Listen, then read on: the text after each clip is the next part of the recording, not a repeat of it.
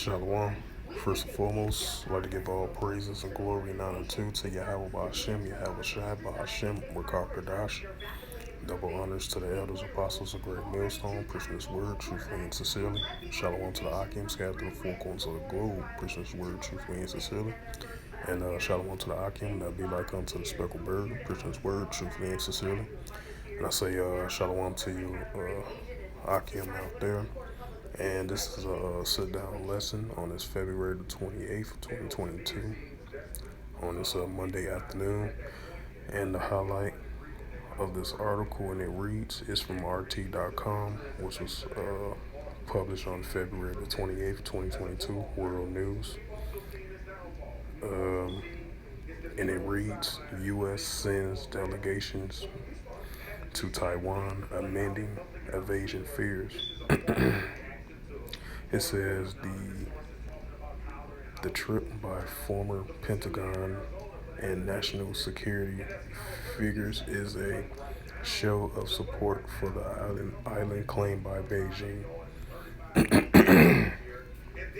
Salakia. It says U.S. President Joe Biden on Monday sent a group of former military and national security figures to Taiwan, where they will meet with officials including President Taji Ing-wen, if I pronounced that name right, Slovakia. It says the trip comes amid concerns in the U.S. that Beijing may be enticed to invade the islands, having observed the U.S. unwillingness to commit it to troops to Ukraine. It says the visit was initially reported by Reuters as confirmed shortly after after the Taiwanese diplomats, Taiwan ambassador in the U.S. said the trip is a sign that relations between Taipei and Washington remains rock solid.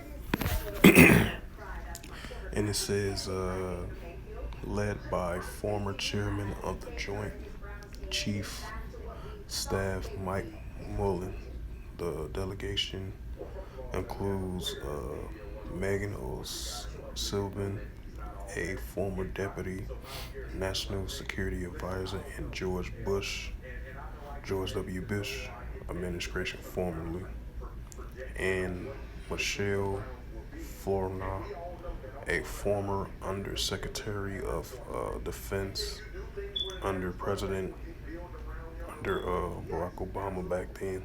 And it says a former National Security Council Mike Green and Evan Medeiros also traveled with the group. And it says the team is expected to arrive in Taipei on Tuesday and meet with President Tashi on Wednesday. A similar trip took place under Biden's direction last April. It says when a group of former lawmakers and diplomatic travels to Taiwan to assure Taipei that Washington would support the island's national defense, while the government in Beijing insists that Taiwan belongs to China. The U.S. has unofficially supported Taiwan's independence, supplying weapons to Taipei even while they recognize China's claim to the island. The U.S. is not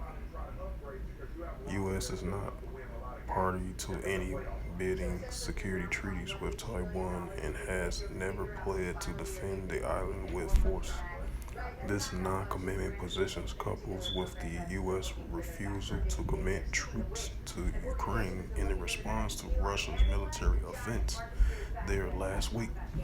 It says has led speculations that in the U.S. media that Beijing may considering an invasion.